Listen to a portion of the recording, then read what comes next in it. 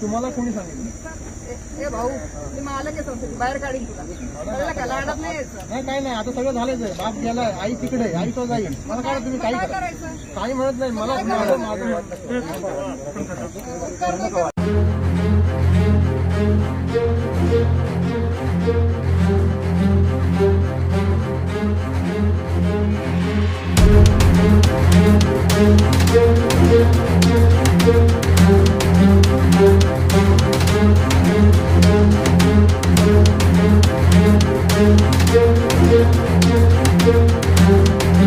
हां, 23 तारखेला मला तिथे ॲडमिशन मिळालं. तिथं मला पहिलं बोलण्यात आलं की 10,000 ॲडव्हान्स भरा. मी ॲडव्हान्स भरले, अवेलेबल झालं सगळं. त्यानंतर पप्पा ठीक होते. नंतर 4 दिवसाने थोडे सिरियस झाले, मग त्यांनी ICUत हलवलं. तिथून मी मेडिकल सगळं अरेंज करत होतो, देत होतो, ते पैसे भरत होतो. त्यानंतर मला 1 तारखेला त्यांचा फोन आला की तुझे वडील ऑफ झालेत. हो, तर त्यानंतर संध्याकाळी मी गेलो शनिवारी. तर मला असं सांगण्यात आलं की पहिलं बिल भरा, नंतर तुमचं हे तुम्हाला देण्यात येईल. बिल नसल्यामुळे, माझे पैसे नसल्यामुळे त्यांनी 2 दिवस बॉडी शीतगृहात ठेवली होती.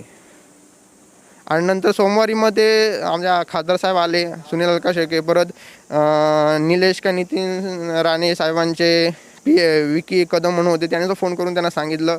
परत अनिल परब कोणतरी अध्यक्ष आहेत, त्यांनीसुद्धा त्यांना रिक्वेस्ट केली, पण त्यांचं कोणचंच ऐकलं नाही. नंतर बाहेरून आपले खासदार साहेबांना कळलं, मग ते स्वतःहून आले. आम्ही कोणाला किंवा त्या ह्याच्यावर कंप्लेंटसुद्धा केली नव्हती, पण आमच्या मतीसाठी त्यांना कळल्यावर ते धावून आले. त्यांचे खूप मोठे उपकार झाले माझ्यासाठी. खासदार साहेबांनी आलं, मॅडमला सांगितलं. मॅडमनी नंतर मग काय ते मला माहीत नाही काय झालं पुढे. तर खासदार साहेब मला एवढेच बोलले, घाबरू नको, आम्ही पाठीशी आहेत, तुझी ह्या प्रसंगातून आम्ही सुटका करू, बॉडी तुला देऊ.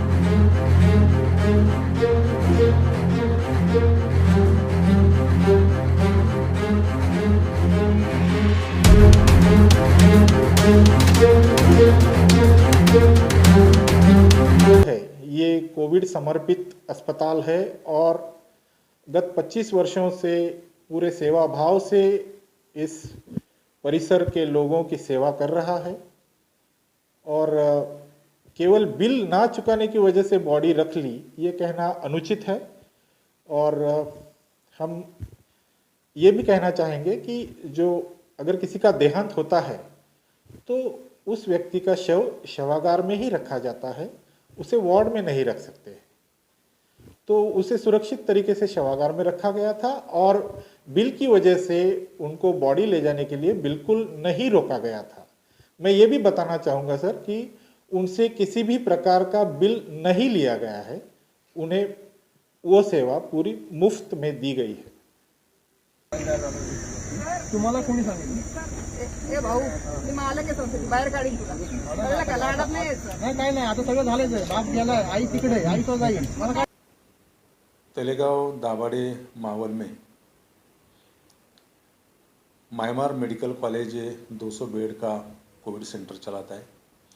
उसमें एक कोविड रुग्ण की मौत हो गई और कोविड से मृत होने के कारण उसका शव यानी कि डेड बॉडी उनके परिजनों को नहीं दी गई। केवल उनके पास बिल के लिए पैसे नहीं थे। मैंने तुरंत डिवीज़न कमिश्नर, कलेक्टर उनसे बात कर इस पर पूरी तरह से जांच कर उन परिजनों को डेड बॉडी देने की मांग की थी, वो डेड बॉडी दी।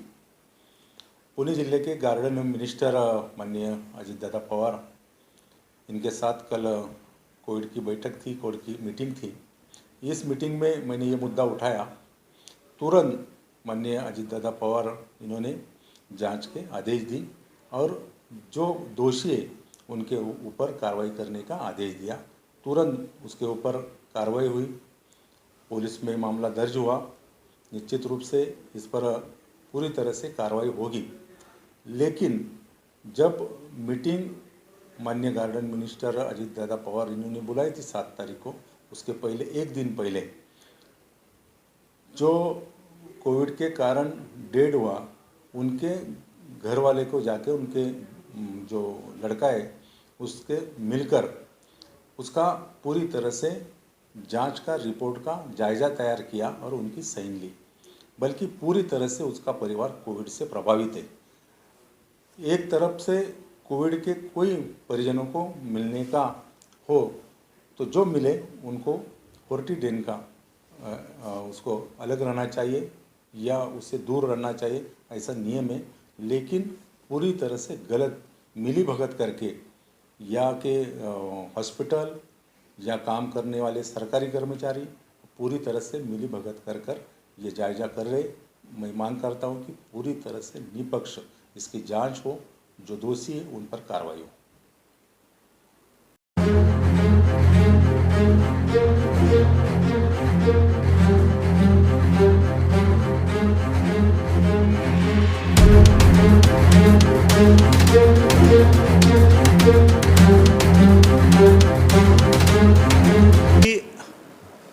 म्यांमार हॉस्पिटल में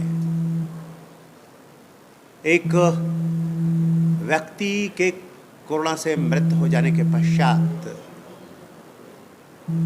उसका बिल नहीं चुका पाने के कारण उसकी लाश 1 तारीख से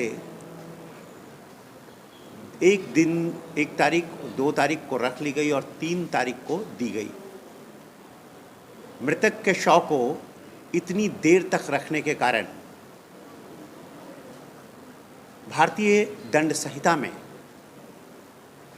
एक धारा है 297 कि मृतक के साथ खिलवाड़ करना या उसका एक तरह से अपमान करना, और इस धारा के अंतर्गत हमारे पुलिस स्टेशन ने जो उसका बेटा भी, मृतक का बेटा भी कोरोना से रुग्ण था, ठीक हो जाने के पश्चात उसका कंप्लेन लिया और उसमें मामला दर्ज कर दिया है 297 के अंतर्गत।